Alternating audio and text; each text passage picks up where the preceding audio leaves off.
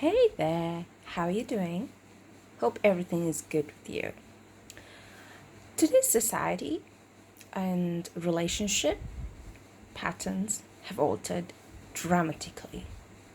A lot of people are engaging in sexual encounters just because they are hurt or just because they cannot find somebody genuine. So they say like, oh, they settle for less. They're like, oh, I got hurt, so I'm gonna have therapeutic sexual interactions to heal myself. And they settle for momentary pleasures on the assumption that it'll help them heal their wounds, which is terribly incorrect. Okay, let me put it this way. Let's take money. Money is something everybody wants, right? And say you're having a business or you're hoping to start a business and you find a okay, so before you go into buying somebody else's business, what do you look in it? What do you look for in it, rather? How it performs. What prospects does that business have in the future? Will you make profit from the business by purchasing that business for yourself? Or will you make losses? Those are certain basic things that you will look into before you buy somebody's business, correct?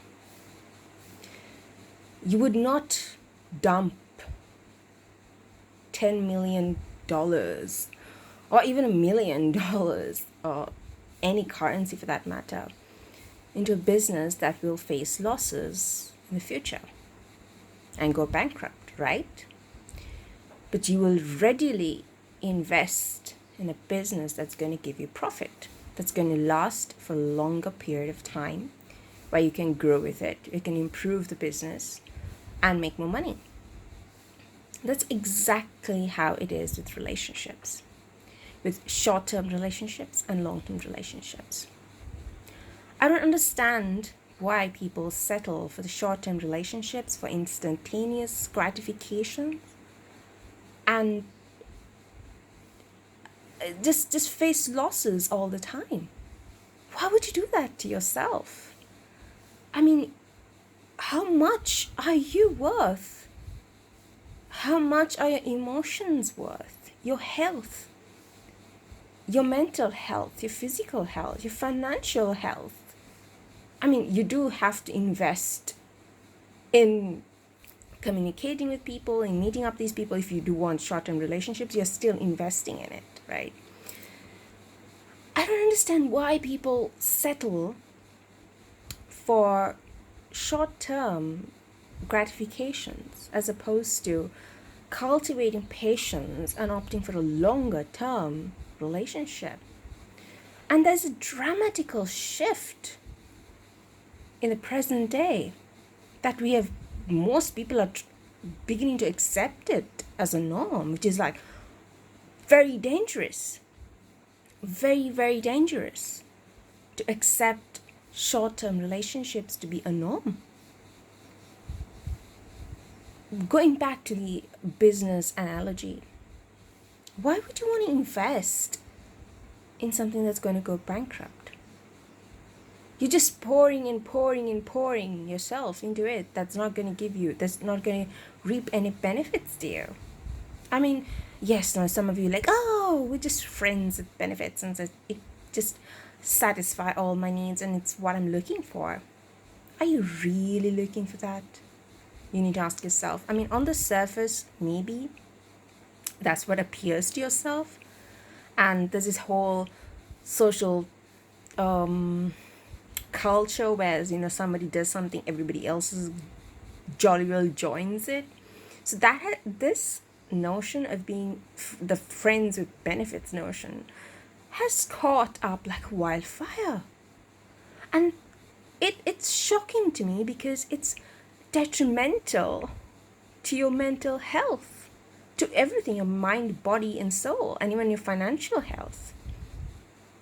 Right? That is what is surprising to me. Why are people investing in things that are going to go bankrupt.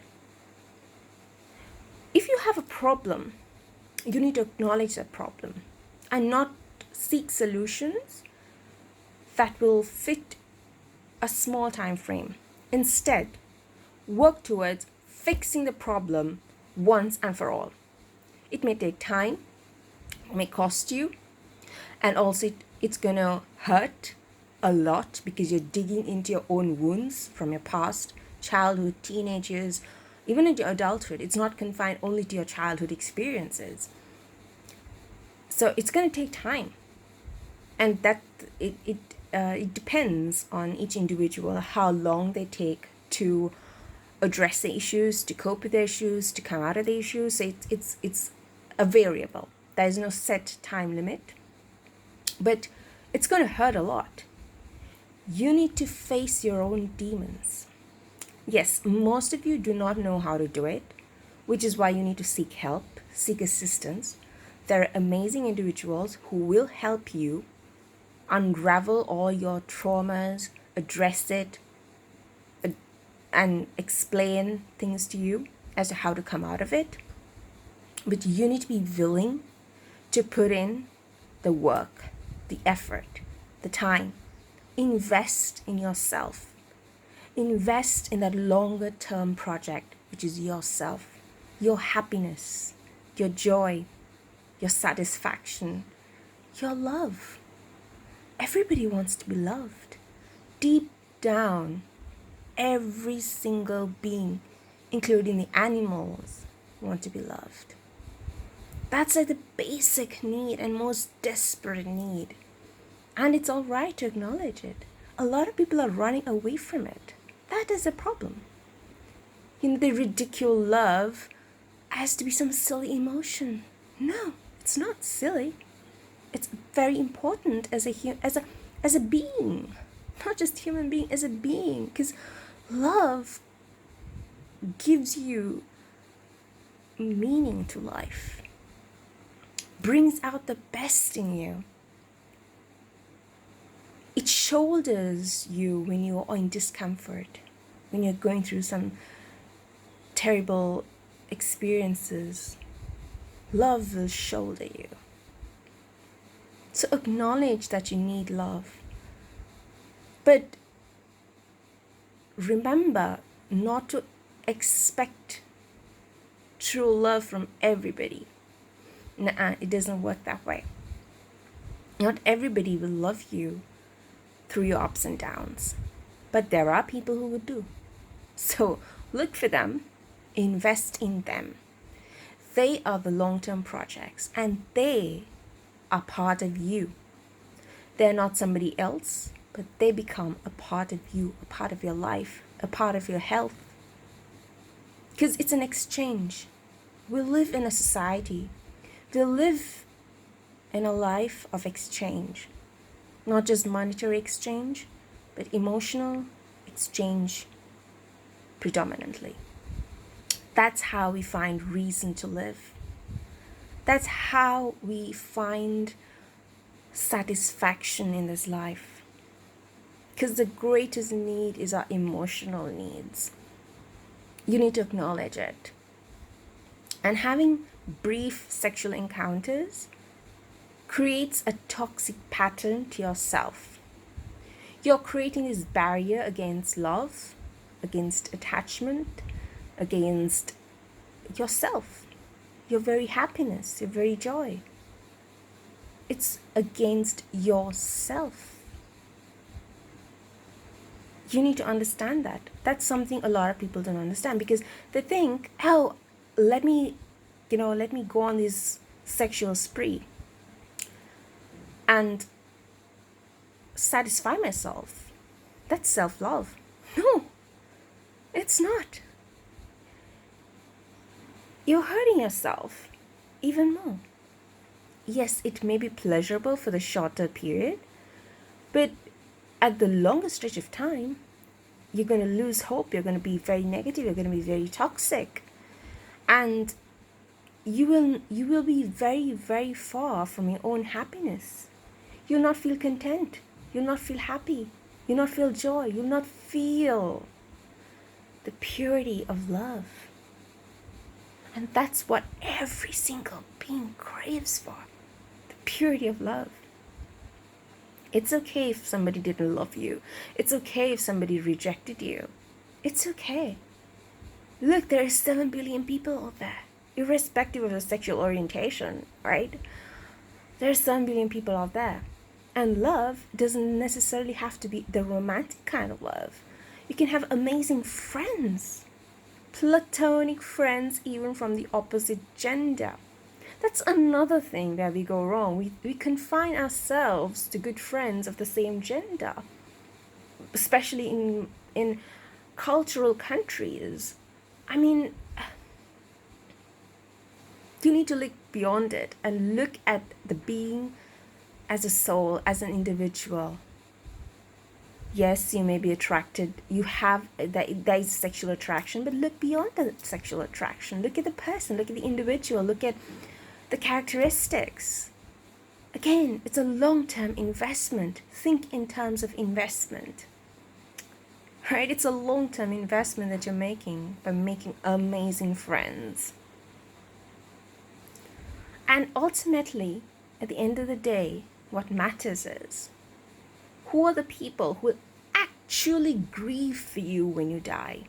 Not those people who come to your funeral just to mark a register of presence.